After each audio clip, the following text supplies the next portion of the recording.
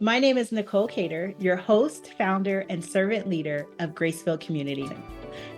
I want to thank you for tuning in to Graceville Community Podcast. This is a safe space, a place in which we just share stories of how God has touched individuals' lives all across the world and how they are now impacting the kingdom of God. Thank you for tuning in. Blessings to you. Hello, welcome in today, our Graceville community listeners. We are always so happy to have you as listeners, as viewers, plugged in to our episodes.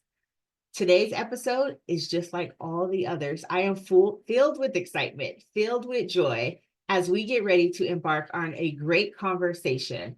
And so, listen, this conversation is one that you may find not to be like most. So I say grab your notebooks, tune in.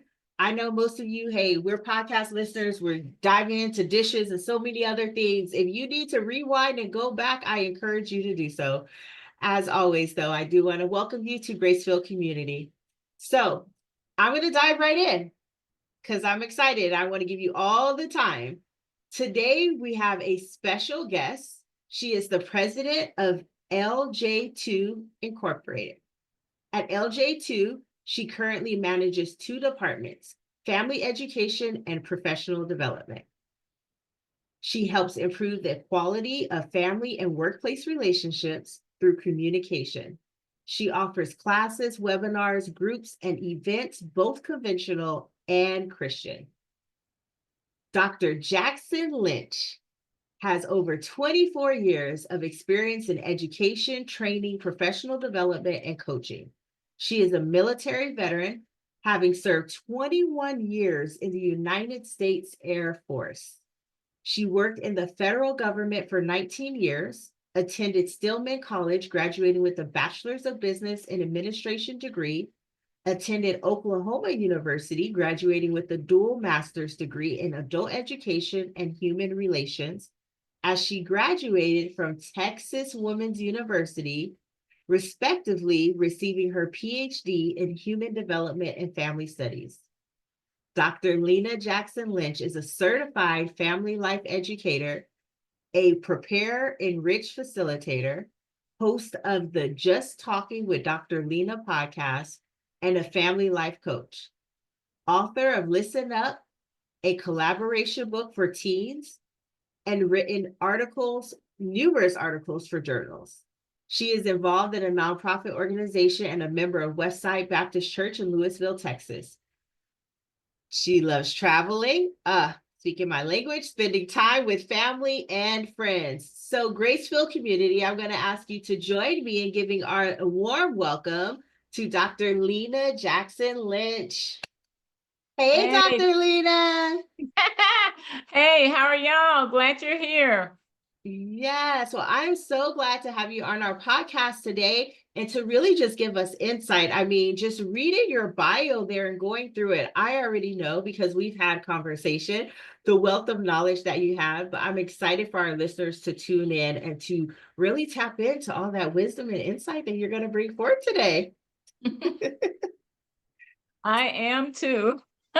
Yes. So I just want to start off with, first of all, I mean, you've done quite a bit of time of service for our country. So first, let me just say thank you. 21 years in the United States Air Force. Can you just take a moment and describe like what was military life for you?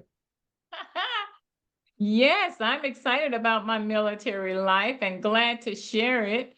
I served from 1981 to 2002 and loved every minute from basic training to retirement. I loved traveling in the military, and wherever I was stationed, I always felt safe and secure, overseas and stateside. After basic training, I was sent to Biloxi, Mississippi to study for my first job, administrative specialist. While there, I married a civilian and was sent to Whiteman Air Force Base, home of the stealth bomber, now known as the Spirit Bomber. Now, managing work, daycare, sickness, birthdays, school, School holidays, church, and more took up much of my time. So shortly after the birth of my second child, I divorced and was sent to Spangdahlem Air Base, Germany, and continued my career. We were able to live off base because I wanted my kids to experience having German friends and neighbors. We were also able to live in base housing as time passed. Through it all, I started out single, then married, then divorced, then became a single mom, then I remarried into a blended family. I divorced again, and I cared for a foster child. I then retired. There were obstacles during my time in the military. However, I made the best of it, and I also enjoyed my time as an active duty member. Through it all, prayer helped me maintain my sanity and be ready for the next obstacles that came my way. Mm. Man, that is so much enrichment in there. I mean, whew, there's a whole lot to be said.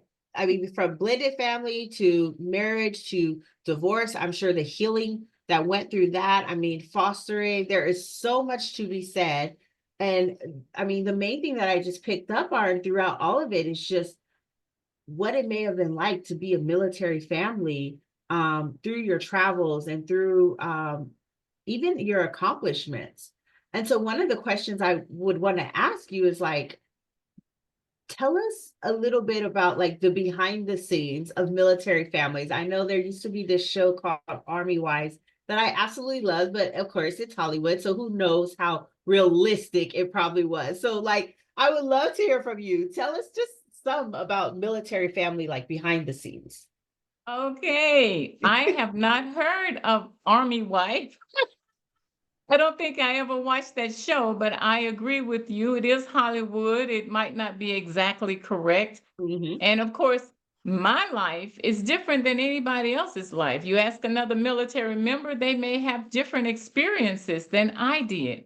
So who knows? The Army uh, show might have been spot on, but me being Air Force, I know nothing about Army.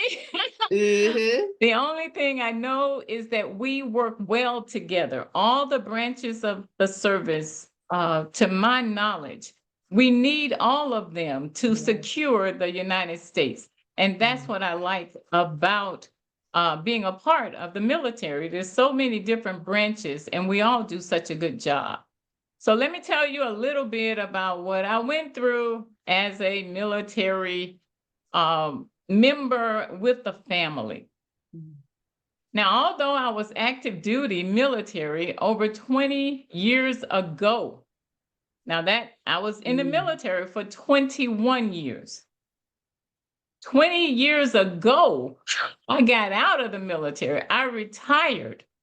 So even though it was many years ago, looking at the military now, I experienced some of the same issues as families and active duty members experience today.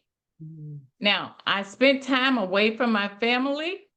I miss birthdays and other special events. One good thing about young kids is that they are forgiving.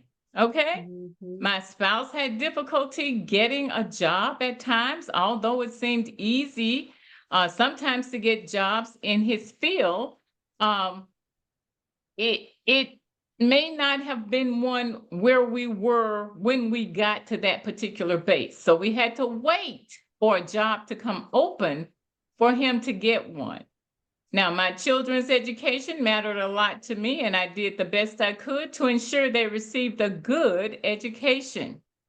While in Germany, my kids were able to be in a German daycare and they learned the German language because during the day, the teachers only spoke German. Mhm. And when they came home, they spoke German. And I had to go to the school and say, I don't understand a thing they're Right. saying. Oh my goodness. But those were good times. We didn't keep it up, and so they lost much of what they learned. Going through divorces and moving, I often felt my family was unstable. Although hard, those times made me stronger. And of course, having prayer always made me stronger. I Mhm. made friends easily enough, me in my unit and my kids in their school. That is what kept us going.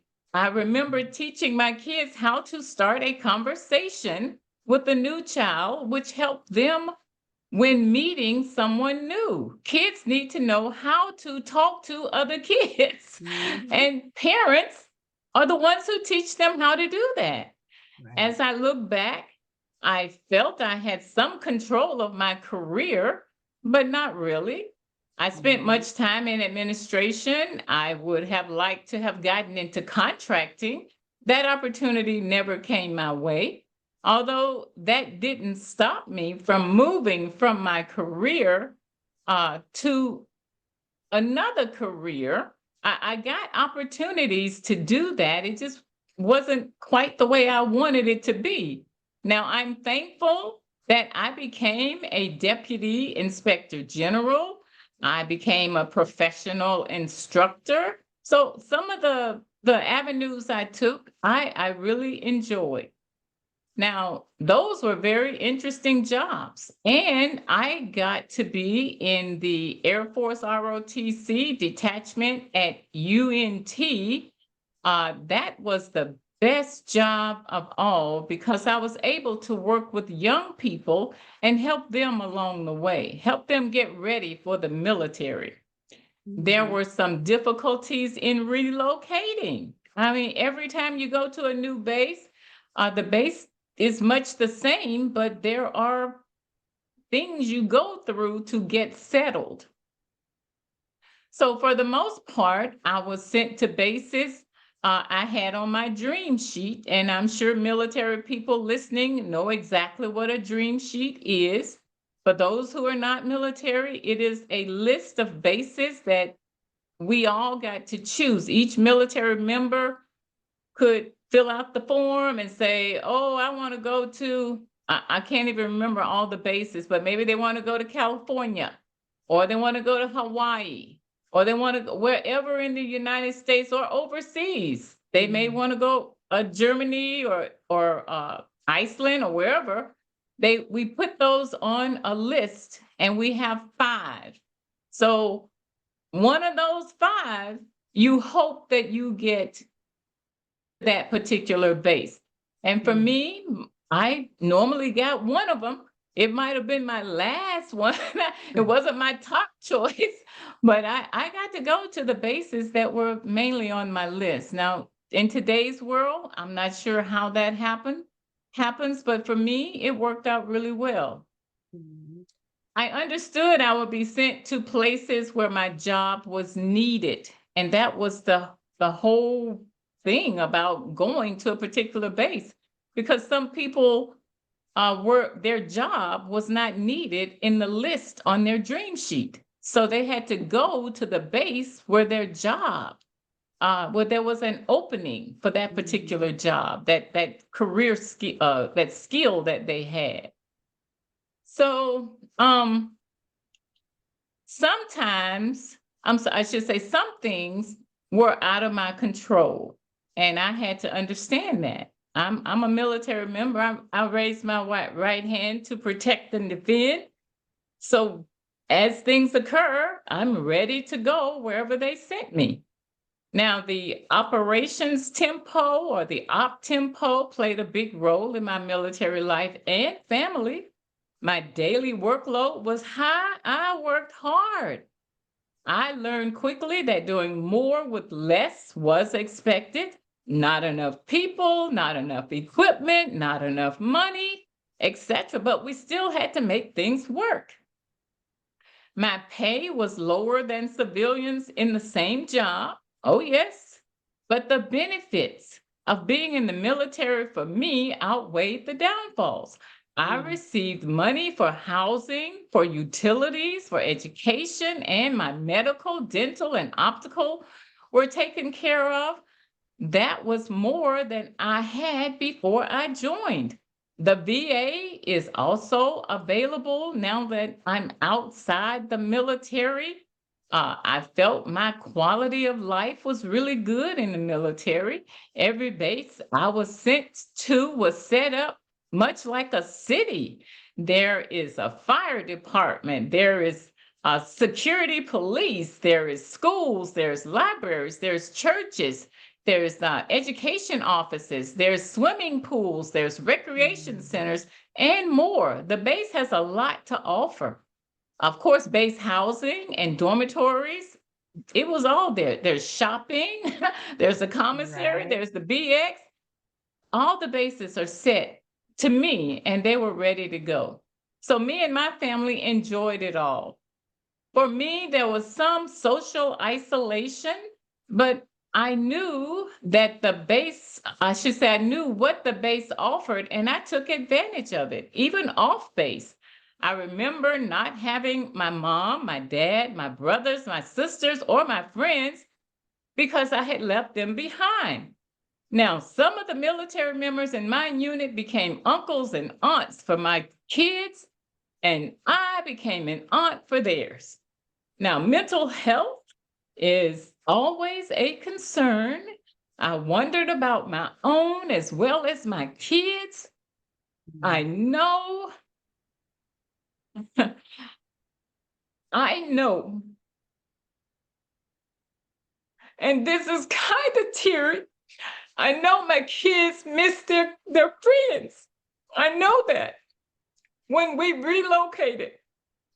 So I did my best so that my kids and I had everything we could have as far as the military was concerned. And I believe my kids turned out okay. Mhm. Many kids had the same issues that my kids did, and they may have had more. But in the long run, the military was a wonderful place to be. Mm. Wow. I mean, I'm listening to you and there's so much is coming to mind. I mean, I'm just gonna start from like the last thing you said, it kind of worked up, but hence where Graceville community, we find that we know that community is so important, right? Like engaging in community, having a space where you have trust and understanding between like individuals, and whether that's military community, whether that's a community of people that you've connected with through a church, whether it's a community of people that you connected with in the workplace, like it Oh, is yeah. important for us to have community. I mean, studies and research even show us, tell us what isolation does to our Mhm. body. We were not designed to do life alone. And so I want to commend you, not that, you know, you need my command, but I want to commend you in the sense of like even recognizing the importance of that for your family while being in military. I know so many people, whether you're in military or not, for our listeners, like we have times where, you know, we're going to talk about family next, but times where maybe even the blood component of your family is not a healthy space, is not a healthy relationship. And so you have to find community and almost Mhm. like develop family outside.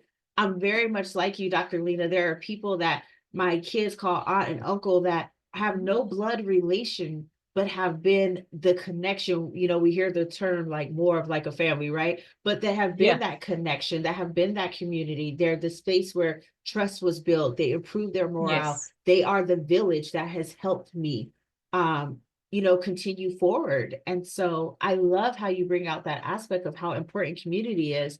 And even when I think about like the military as a whole, you know, I think about the references that we see of the Apostle Paul. And so Mm. many times he referenced military because obviously coming from Roman nature and Roman soldiers and so forth. But I mean, if I think about it, I could just start listening out where, like in Philippians, Paul talks about being fellow soldiers.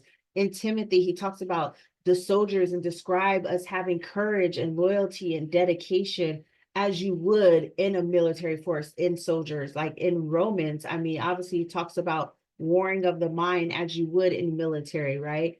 uh Mhm. you know, Corinthians, he talks about the victorious aspects of being in the army. And so I want to say I value you coming on today because there's so much insight that military gives that also correlates with what we are taught in the sense of the New Testament biblically, even from Mm, Paul and the relation to military.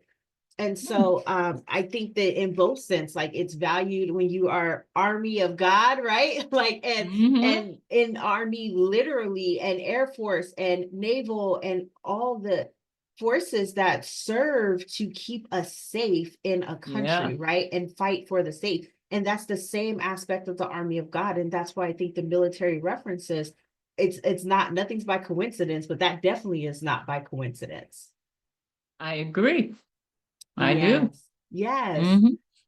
Okay, so because of all your wisdom and expertise and the knowledge that you gained over the years, and the education for sure, I do want to lead into talking a little bit about family. As I just mentioned, I've had my own bouts of family dynamics and learning that that phrase "blood is thicker than water" is not necessarily the correction of the phrase. Like the phrase could be changed some. Um, Yes, yes. Yes. And so knowing that you kind of have these this education background in human development and family studies, I'm interested to hear more about like your research area. What first of all even led you to want to get a PhD in that area, and then more about like the research and the things that you found while you were studying such. Okay. As I approached retirement, I knew I needed something else. At least I felt I needed something else. Uh, Although looking back, I did not need anything else, but I felt I did approaching retirement. So Mhm. I looked at what was available and it appeared human development and family studies kept calling my name because it did relate to families. I had military families, I had a blended family, I had a divorced family. I mean, I went through the gamut of the families. So I'm Mhm. like, it might not be bad to learn more about families. And that is why I chose it. And I knew I didn't want to just not do anything once I retired. I still wanted to give back. I still wanted to help people. I've been in a helping career most of my life. And so even now, I am still helping as much as I can in every way that I can. Mhm. So my research area actually stems from my kids. I did my dissertation on relocation and how it affects adolescents. Because at the time, now throughout, they were born in the military, Mhm. but as they got older, they became adolescents. And that time in a child's life is difficult with puberty and making friends and leaving friends and get taking on some responsibility. That's a difficult time to be an adolescent. And in the military, some branches they actually move every 2 years.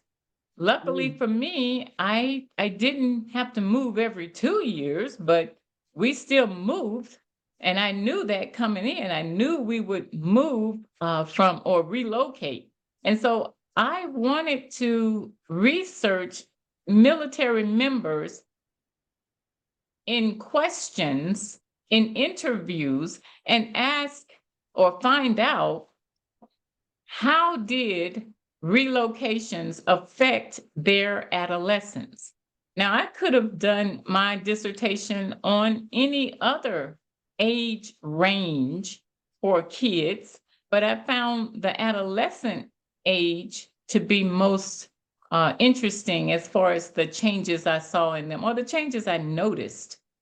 So, as I continued my research and found participants who would uh, help me with the questions that I had available to ask them through those questions and the various research that I was led to do. I learned that being adaptable, the kids, that there were several social skills that the kids showed as they mature, as they go through being adolescents.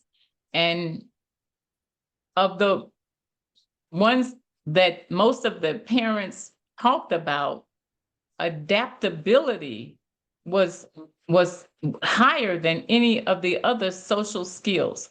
The parents recognized that the children, those adolescents, needed to be adaptable in their future life, not only in their adolescent life. As they move from base to base, they've got to adapt to what's happening around them, what's happening in school, what's happening on the playground, what's happening while you're in church, what activities, what ministries you're involved in. It may not be the same as it was at the previous base. And the kids have to adapt. The military kids adapt much more, I believe, than civilian kids because of the movement, because of the relocating. Now, civilian families relocate, of course. You get a new job and you got to move from Texas to Chicago. You got to take your whole family with you as a civilian. But civilians, I believe, don't move as much as a military family. So because we move so much, and because the military member is absent many times because they have to go to deployments without the family, then the adolescent not having that family member, that it may be the dad, it may be the mom, whoever is not there. And so that adolescent is missing that time building those relationships with that parent because of the duty that they are assigned to. And they need to adapt to that, as a matter of fact. It's just, as I was talking to the parents and getting more information and diving into that research, I didn't know before I started, but I began to agree with being adaptable is the number one skill or social skill needed in our adolescence. So that's basically what my research area was about. Yeah. So, I want to make sure that our listeners know exactly, because I tend to assume, and I was like, wait, adolescence, what age is adolescence? Like, okay, all right. Adolescence begin, well, now maybe I should have looked it up before I came, but they are actually teenagers. So you can say 12 years old. 12 is not a teen, like 9 to 12 would be preteen. And then 13 to 19 really would be an adolescent. Now, I would stop it at 18 because normally, 19-year-olds may be out of the house. They may have graduated and gone to their life, but nowadays, many kids are staying at home. They don't leave home. So it just depends on what they decide to do with their life. But as far as the age range, it's a teenager. That is an adolescent. Hey, let's take a quick break to tell you about Grace-Filled Community.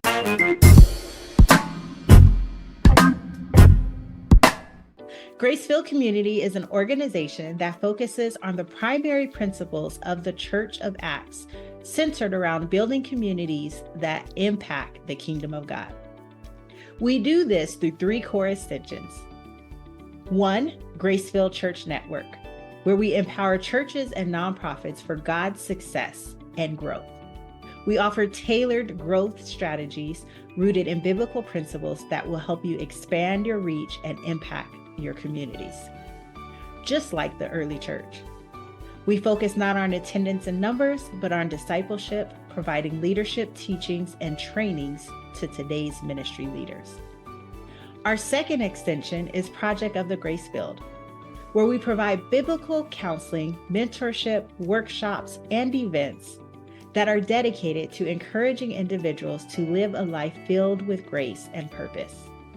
Rooted in the understanding that all have fallen short and are a working project, let us help the individuals in your community grow as they walk with God and experience the fullness of His love.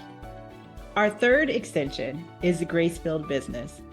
Grace-Filled Business is here to help small faith-based business owners develop their business in a way that honors God, it brings increase, and allows them to pour back into His kingdom through marketplace ministry and financing His kingdom.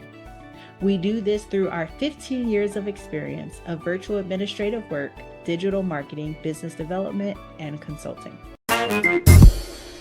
Welcome back. So when we were, as we were just discussing, and you were talking about adolescent and being adaptable, when I think about and listeners, those of you that listen, we got two different scales, right? Some of you are like, okay, yes, I love this. What does the Bible say about this? And some of you are like, I have no clue. I never even heard the word adolescence before, right? And so I want to make sure that we give context to both, right? When I think about adaptability, the first thing that comes to mind is 1 Corinthians 9, and then it starts at verse 19 and goes through verse 23. But essentially, I'm going to read the most popular verse from that passage. And it's Paul, and he says, "For though I be free from all men, yet I made myself a servant unto all, that I may gain more. And unto the Jews I became a Jew." That is a biblical confirmation of adaptability, right? Paul made himself a slave to everyone. He limited his own rights, his own freedoms in order to connect with others. Now, he did it in minds of wanting to be able to be a witness, right? So that he could connect with all things and be all things to all people, so that he could win them to the faith of Christ. That's a form of adaptability. I think about how often is it, you could go into one room, and we use the term now, at least my three teens have taught me, like, read the room, mom, and I read the room, like, but essentially what they're saying is like, pay attention to your surroundings and be ready to not conform, because we don't conform to the world, right? But be aware and have self-awareness of how your actions are impacting others and how your actions are even impacting yourself. Part of being emotionally healthy is being self-aware, knowing the things, even the things that maybe are the things of my struggle, the things are my weakness. Paul also talks about being aware of your weakness so that Christ can bring that strength in for you. We have to know, we have to be self-aware. So when I'm reading the room, I need to be aware, what is this room like? What is the style of communication like? What is the culture like? I imagine you traveling in military, there's various things that one culture values and another culture does not. There are things that are offensive to certain cultures that may not be offensive to another. And so even in the sense of, as we navigate life, that is a key component to be developed and trained. And I love how you talked about how important it is in military families for, during that stage of adolescence, for them to become adaptable. And I think it continues to families, military and non-military. It's a skill set that we need in life to be able to adapt and be aware, quote unquote, read the room to our environment, right? Yes. Absolutely. Exactly. I know, I'm always like, read the room. What are they talking? But I learned, y'all. I'm learning. These teens are teaching me. No, good. It's funny how it reverses. Life reverses in a family. The kids, the phases of life, from birth to death, and through those phases, the mom and dad begin taking care of the child And as the child grows through adolescence to young adult to older adult, and then throughout that, the parent is there for the child, but as the parent begins to age in as being a senior adult, the child takes care of the parent. It is interesting how the phases of life where the parents start out taking care of the child, but as the parents get older, the child begins to take care of the parent. It's a wonderful thing, the phases of life. Yes, yes. Oh, the design. It is great. It is great. So we talked about some family education, we talked about some military lifestyle and living, and I'm like, y'all, we could take this podcast on forever because we're not even getting to deep dive. We're just kind of touching the surface, right? But one thing that I do want to make sure we touch the surface on is just communication. Because even when we were preparing and I was just considering like the things that we would talk about today, I just thought about the levels that communication has to extend when you're in a military family. I mean, in my sense, I know of a couple now that there was a conversation of how do you have relationship with the children, and they are a married couple and the husband is now um, away, he's deployed, and so she's left with these kids, and he's like, I want my kids to know me when I return 2-3 years. How do you even maintain communication in that sense? How do you maintain communication in a relationship? I think about communication with extended family. I mean, so many ways. And so I know we don't have a lot of time, but I would like to get your insight on just tips that you may have or thoughts when it comes to communication for military families that probably will lead into just skills and communications for us all. Oh, okay. As you were making that statement, I flashed back and looked at how some of the things that we did to stay in contact was done while I was in the military. Now, while I was deployed and my kids were not there, the military at that time, and I hope they still do it, had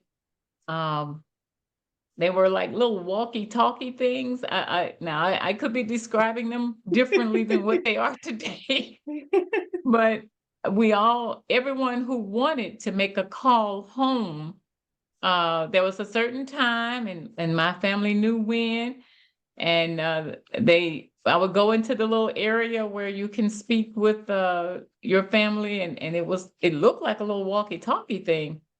And they would say, press the button and then speak. And then you got to wait and let your family speak back to you. It was really a long pause in between waiting for them to hear me, which is what we sometimes see on newscasts or reporters. They talk and you're like, why is that other person over there in wherever they are, Hamas or Afghanistan, why are they not talking? Because it takes that long for the voice to get over there where they are and for them to hear it. And so I was going through the same thing that I see on TV sometimes when the reporter is waiting for the other reporter to say something. I'm like, why are they not talking? I'm like, that's what I went through. So my kids got a chance to hear me way in Germany, and they were back in the States at times, and or way in wherever I was. I won't say where I was.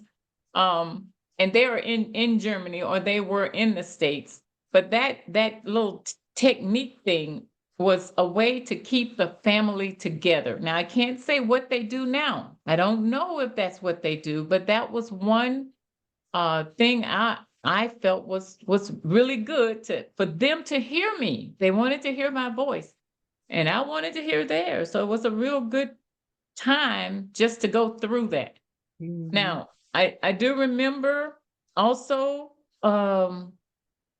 family advocacy. I'm not sure if that still exists on the base. It may have another name, but there were little classes and programs we went through. In one of the classes, they gave already pre-made letters, and they were like, they had some information on, and the child got to fill in the blank. And so it was already, kind of ready to go. They just write a little bit on there with the help of an adult. They put in the envelope and it was sent to me. Then I would write back to them on the other side. There was an interesting little activity. They wrote on one side and I wrote on the other side, or they colored on one side and I would reply in some way on the other side. Now, that was just a couple of things that the family advocacy came up with for us. I know that through another thing we did was to have a communication plan. And that actually was the best, where the spouses work out, we'll talk on what day. Or I don't know how the texting and the calling, they're in some top secret areas. You just can't do a lot of things, but it has to be planned. So you have a communication plan. What day can we talk? And as I was saying, they made arrangements for us to talk on this little walkie-talkie thing to your family, but you gotta arrange it. You gotta find out, how do I go there? What time is available? And with the plan, everybody is ready. The kids are there, the spouses are there, and you get to communicate. Not so much over issues, it's a happy time. It's not to settle arguments during this time that I'm explaining. There may be times when you could talk with the individual with the kids not there. So it's all in planning. One call could be the kids are there. The next call, the spouses speak together, only with the kids not being there. I felt that the plan, once you sit down and think about it, helps you manage your time. Because when the spouse is away, there are issues. There are. The grass needs cutting. Who's going to cut the grass? Nobody's here to cut the grass. You got to plan some things before you go. You work with your neighbor and if you're on the base, it's easier if you're in base housing. You and your neighbors get together and you all work out. All right, this week I got the grass for the Jacksons. Next week, I know what else can I do to help? The Jacksons have small kids and they even got a baby. How can we come together and help them? I know the community on base also helps each other. And if you're living off base, they would probably do the same thing. In the unit, when someone is leaving and they know they have a family, the unit members get together. Back then, I hope they still do that. And they recognize whoever has small kids in the family or adolescents, whichever they have, they're going to need some help. Can someone in the unit, can you give some time to the military member's family who is leaving and help the family while the military member is away? Somebody could pick up groceries one time, or someone could just come by and take the kids to the park. The park is right there on the playground. I'm saying park. There's playgrounds all through the base. So, you just help out where you can help out. And starting the conversation is the first part. Talk to each other before you leave. Sometimes it's quick. You don't have time to talk. It's like, I'm leaving tomorrow. Oh, what do we need to do? What do we need in place? We got to get things in place. You have those things in place before that call comes. You talk about how we're going to handle this before the orders come down and you got to get on that plane tonight or in the morning, you don't have time to do anything. You got to have it in place. You Mhm. have a communication plan. Here is how we will communicate. So I hope those were some ideas that were helpful and you understood enough to grab a little bit out of it and help you while you're in the military. Yeah, as you're giving those insights for military, of course, I'm a civilian, non-military. I'm thinking some of these tips, I'm like, oh my goodness, because without even knowing it, I'm like, that's what we do in our home. We have a communication plan, right? Like we have a set day of the week that we know the family's going to come together and discuss what needs to be discussed because there's a reality that something's going to come up, right? Like Yep. we're not in a perfect world. So something's going to come up, decisions are have to be made, communication about rough spaces or even great Yep. celebrations. Like Mhm. we want to have a space to communicate that and just the intentionality behind it. I'm like, that's a communication plan. Like that's kind of what we're doing, or even communication of like, in my case, like Isaiah and I deciding, hey, Saturday mornings, we take an hour to just touch bases. How is everything for the week? What is the plans with the kids? How is this kid doing? What do we need to do with Yep. this? Like that is essentially a communication plan. So I actually want to encourage our listeners, like military, non-military, think about Yep. your communication plans. I think even in friendships, I have a friend that I've been very communicative with. Hey, in the scope of our world right now, at least every other week, we need to get together. We need to make a standing date that we know, hey, I don't care if we just meet at a park and sit and talk to each other and catch up then, but we need to have this plan in place because you'll find that time goes by and you haven't communicated. And so that's that is an amazing tip just in life and relationships altogether. So thank you for Mhm. that. You're welcome. Uh, Another, aspect you talked about military community. And Mhm. again, obviously community is near and dear to my heart. And so when you were talking about how like, hey, the Jacksons, I may cut the grass or they have a small child, it just prompted me to look up like what is the actual definition of community, right? Because I think we say the word, and especially around here, we say the word so often. I mean, it's the name of what we do. And so when I went to the definition, one meant a group of people living in the same place or having a particular characteristic in common. Mhm. And I'm like, that really is the epitome of community. It It's is. whether you're living in the same place or sharing the same experience. You have a characteristic that's in common that you're relating to. I mean, that's why, and we're not going to go all the way down the scope, but like that's why trauma bonds occur because you are Mhm. in the same circumstance and you're bonding together through this circumstance. I mean, I think about even how as women, we can get together in a space of women, and immediately if somebody just talks about a kid or a childbirth, you're like, they're best of best friends. They'd have figured out, like, hey, I did this together. I did this. Yeah, this is what I did with the kid. It's this sharing bond from something that you have both experienced.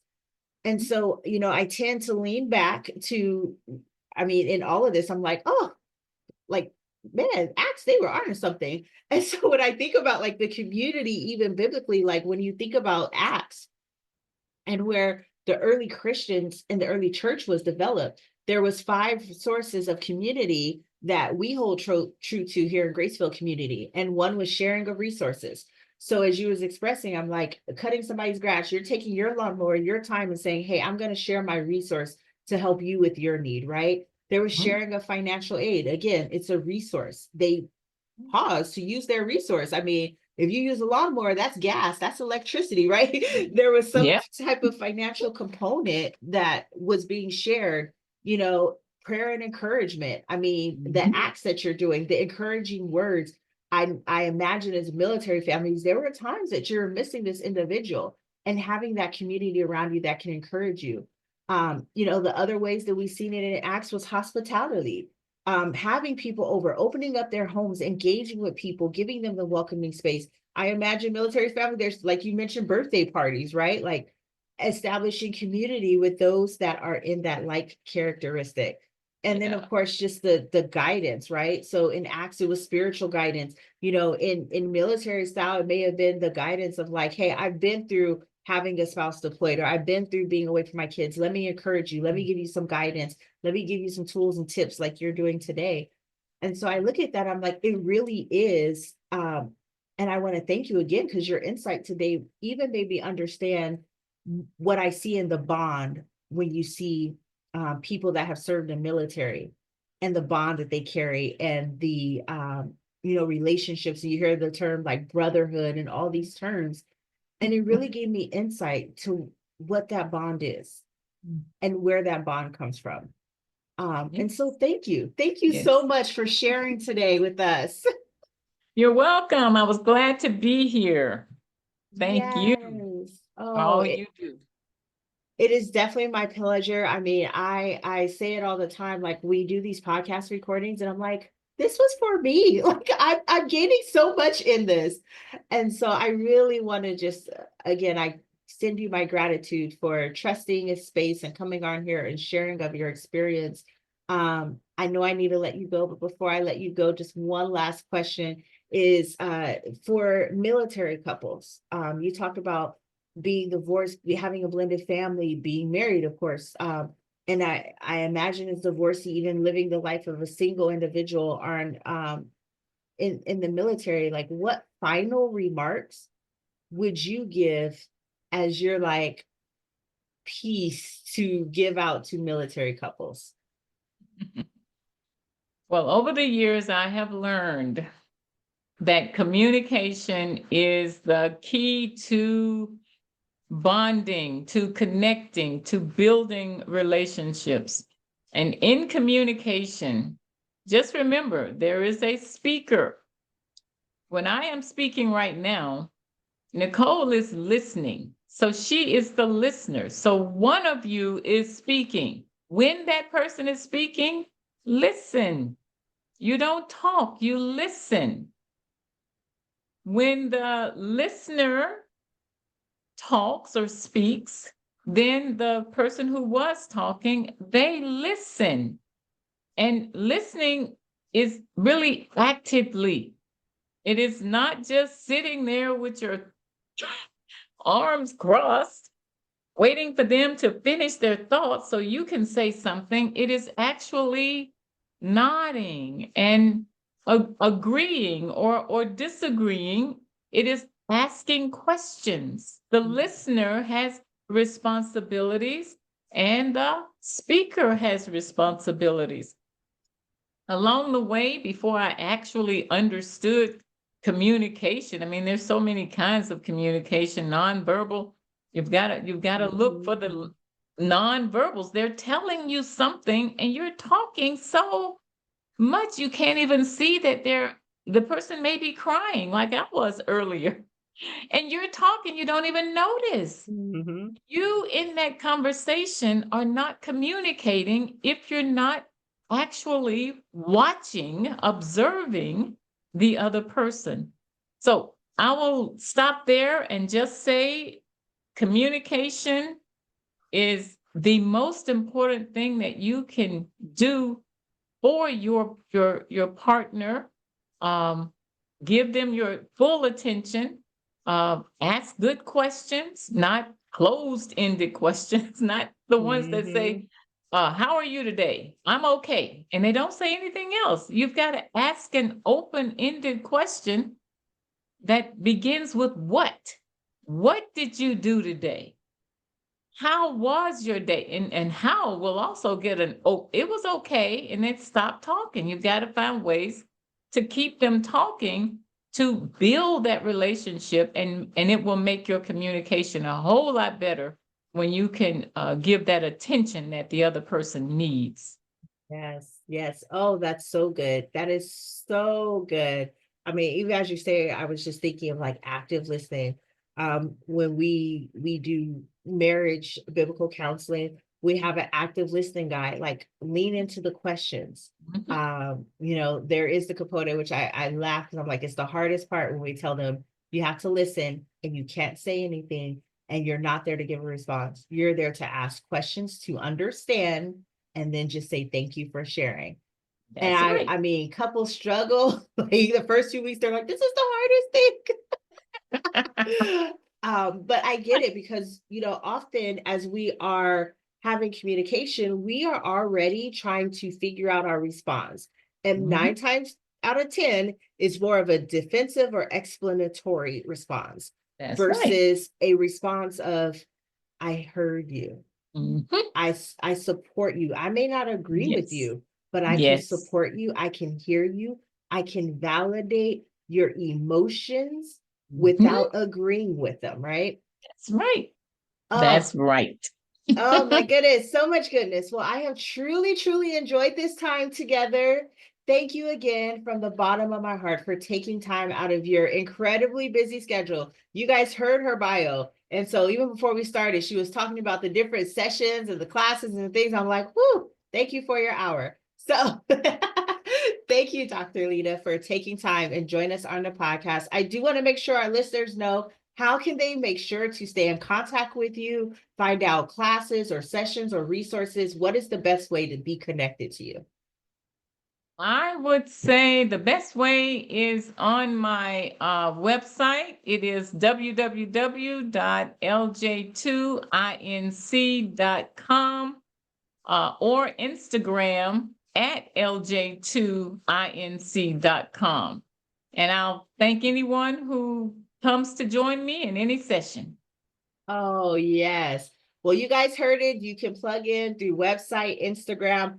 All of her links that we could possibly find her are below in the show notes. So you can also check out the show notes to find out how you can stay connected to the resources and the wealth of wisdom and knowledge that Dr. Lena lends our way.